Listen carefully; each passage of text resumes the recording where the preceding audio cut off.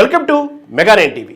దేశ రాజకీయాలకు దిక్సూచి అత్యధిక లోక్సభ స్థానాలున్న ఉత్తరప్రదేశ్లో ఎన్నికల శంఖారవం ఇంకా మోగక ముందే రాజకీయ వేడి తారాస్థాయికి చేరుకుంది. 2027 అసెంబ్లీ ఎన్నికలే లక్ష్యంగా చారిత్రాత్మక మూడోసారి విజయం సాధించి హ్యాట్రిక్ ముఖ్యమంత్రిగా రికార్డు సృష్టించాలని యోగి ఆదిత్యనాథ్ పక్కా ప్రణాళికతో ముందుకు సాగుతున్నారు. గత 2 పర్యాయాలకు భిన్నంగా ఈసారి యోగి ఆదిత్యనాథ్ నాయకత్వంలోనే ఎన్నికలకు వెళ్తామని బీజేపీ జాతీయ నాయకత్వం స్పష్టం చేయడంతో యోగి తనదైన శైలిలో వ్యూహాలకు పదును పెడుతున్నారు. లోక్సభ ఎన్నికల్లో పుంజుకున్న సమాజ్వాదీ పార్టీ అధినేత అఖిలేష్ యాదవ్కు కళ్లెం వేయడమే ఏకైక అజెండాగా యోగి మార్కు రాజకీయం మొదలైంది. అఖిలేష్ యాదవ్ బలంగా ప్రచారం చేస్తున్న పీడీఏ అంటే వెనుకబడిన వర్గాలు, దళితులు, అల్పసంఖ్యాక వర్గాల కూటమి అనే ఫార్ములాను చిన్నాభిన్నం చేయడమే లక్ష్యంగా యోగి పావులు కదుపుతున్నారు. ఈ రాజకీయ చదరంగంలో ప్రత్యర్థి ఓటు బ్యాంకును చీల్చడమే ప్రధానాస్త్రంగా మార్చుకున్నారు. అఖిలేష్ యాదవ్ పీడీఏ నినాదానికి విరుగుడుగా యోగి ప్రభుత్వం పకడ్బందీ సామాజిక సమీకరణాలకు తెరలేపింది. ఇటీవలే జరిగిన మంత్రివర్గ విస్తరణే దీనికి నిలువెత్తు నిదర్శనం. సమాజ్వాదీ పార్టీకి సాంప్రదాయకంగా అండగా నిలిచే యాదవేతర వెనుకబడిన వర్గాలను, దళిత సామాజిక వర్గాలను ఆకర్షించడమే లక్ష్యంగా ఈ విస్తరణ జరిగింది. ఓం ప్రకాష్ రాజ్భర్, దారా సింగ్ చౌహాన్ వంటి నేతలకు మంత్రివర్గంలో స్థానం కల్పించడం ద్వారా రాజ్భర్, నిషాదు, మౌర్య, కుర్మి వంటి కీలక సామాజిక వర్గాలకు బీజేపీ గాలం వేస్తుంది. సమాజ్వాదీ పార్టీ అంటే కేవలం యాదవుల పార్టీ అనే ప్రచారాన్ని బలంగా ప్రజల్లోకి తీసుకెళ్తూ ఆ పార్టీలో యాదవుల ఆధిపత్యంపై అసంతృప్తితో ఉన్న ఇతర ఓబీసీ ఉపకులాలను తమ వైపు తిప్పుకునేందుకు ప్రయత్నిస్తుంది. చిన్న చిన్న ప్రాంతీయ పార్టీలతో పొత్తులను బలోపేతం చేయడంతో పాటు ప్రభుత్వ సంక్షేమ పథకాలు, ముఖ్యంగా ఉచిత రేషను, గృహ నిర్మాణం నేరుగా ఈ వర్గాల ప్రజలకు చేరేలా యోగి స్వయంగా పర్యవేక్షిస్తున్నారు.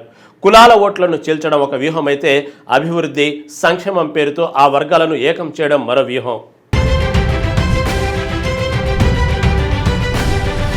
సమాజ్వాదీ పార్టీని రాజకీయంగా దెబ్బతీయడానికి యోగి ఆదిత్యనాథ్ తనదైన శైలిలో హిందుత్వాస్త్రాన్ని మరోసారి బలంగా ప్రయోగిస్తున్నారు. ఇటీవల జరిగిన బహిరంగ సభల్లో కాంగ్రెసు, సమాజ్వాదీ పార్టీలను రామ విరోధులుగా అభివర్ణించారు. దశాబ్దాలుగా అయోధ్యలో రామమందిర నిర్మాణాన్ని అడ్డుకున్నది ఈ పార్టీలేనని, 500 ఏళ్ల హిందువుల నిరీక్షణకు తమ డబుల్ ఇంజిన్ ప్రభుత్వమే తెరదించిందని యోగి బలంగా వాదిస్తున్నారు. అఖిలేష్ యాదవ్ అనుసరిస్తున్న మృదువైన హిందుత్వ విధానాన్ని ఎండగడుతూ అసలైన హిందూ పక్షపాతి తామేనని చాటుకునే ప్రయత్నం చేస్తున్నారు. అయోధ్య రామ మందిర నిర్మాణం, కాశీ విశ్వనాథ్ కారిడార్ అభివృద్ధి ద్వారా ఉత్తరప్రదేశ్ స్వరూపాన్నే మార్చామని, దీని ద్వారా పర్యాటక రంగం అభివృద్ధి చెంది లక్షలాది మంది యువతకు ఉపాధి లభిస్తుందని పేర్కొంటున్నారు. శాంతి భద్రతల అంశాన్ని కూడా యోగి తన ప్రధాన ప్రచారాస్త్రంగా మలుచుకున్నారు. ఒకప్పుడు మాఫియాలు, అల్లర్లతో అట్టుడికిన ఉత్తరప్రదేశ్లో ఇప్పుడు ప్రశాంత వాతావరణం నెలకొందని, గ్యాంగ్స్టర్లను, నేరస్తులను ఉక్కుపాదంతో అణిచివేశామని చెబుతున్నారు. కేవలం హిందుత్వం, శాంతి భద్రతలే కాకుండా అభివృద్ధి మంత్రాన్ని కూడా యోగి బలంగా జపిస్తున్నారు. ఒకప్పుడు దేశంలో వెనుకబడిన రాష్ట్రంగా పేరుపడ్డ ఉత్తరప్రదేశ్ను ఇప్పుడు దేశ ఆర్థిక వ్యవస్థకు చోదక శక్తిగా మారుస్తున్నామని చెబుతున్నారు. ఉత్తరప్రదేశ్ను $1 ట్రిలియన్ ఆర్థిక వ్యవస్థగా తీర్చిదిద్దడమే తమ లక్ష్యమని ప్రకటించారు. రాష్ట్రంలో రక్షణ రంగ పరిశ్రమలను నెలకొల్పడం ద్వారా, బ్రహ్మోస్ క్షిపణుల తయారీ కేంద్రాలను ఏర్పాటు చేయడం ద్వారా జాతీయ భద్రతలో యూపీని కీలక భాగస్వామిని చేశామంటున్నారు. పాకిస్తాన్ను గడగడలాడించే ఆయుధాలు ఇప్పుడు యూపీ గడ్డపై తయారవుతున్నాయని చెప్పడం ద్వారా జాతీయవాద భావనను రగుల్చుతున్నారు. గత ప్రభుత్వాల హయాంలో జరిగిన పరీక్షల పేపర్ లీకేజీల కుంభకోణాలను ప్రస్తావిస్తూ తమ ప్రభుత్వంలో అలాంటి వాటికి ఆస్కారం లేకుండా నిందితులను కటకటాల వెనక్కి నెట్టామని, యువత భవిష్యత్తుతో ఆడుకునే వారిని వదిలిపెట్టేది లేదని హెచ్చరిస్తున్నారు. కొత్త ఎక్స్ప్రెస్ వేలు, పారిశ్రామిక కారిడార్లు, పెట్టుబడుల ఆకర్షణ వంటి అంశాలను ప్రజల ముందు ఉంచుతున్నారు. యోగి ఆదిత్యనాథ్ అమలు చేస్తున్న ఈ బహుముఖ వ్యూహం అఖిలేష్ యాదవ్కు పెద్ద సవాలుగా మారింది.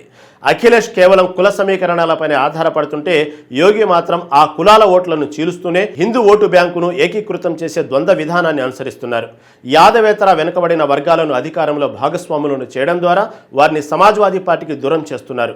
అదే సమయంలో సంక్షేమ పథకాల ద్వారా లబ్ధిదారుల రూపంలో కొత్త ఓటు బ్యాంకును సృష్టించుకుంటున్నారు. ఈ వ్యూహాత్మక రాజకీయ క్రీడలో యోగి వేగాన్ని అఖిలేష్ ఎంతవరకు తట్టుకోగలరు అనేది ఆసక్తికరంగా మారింది. గత 2 ఎన్నికల్లో సాధించిన విజయం కన్నా 2027లో అంతకు మించిన భారీ మెజార్టీతో అధికారంలోకి వస్తామని యోగి ధీమా వ్యక్తం చేస్తున్నారు. ఈ రాజకీయ యుద్ధంలో గెలుపు ఎవరిని వరిస్తుందో చూడాలి మరి.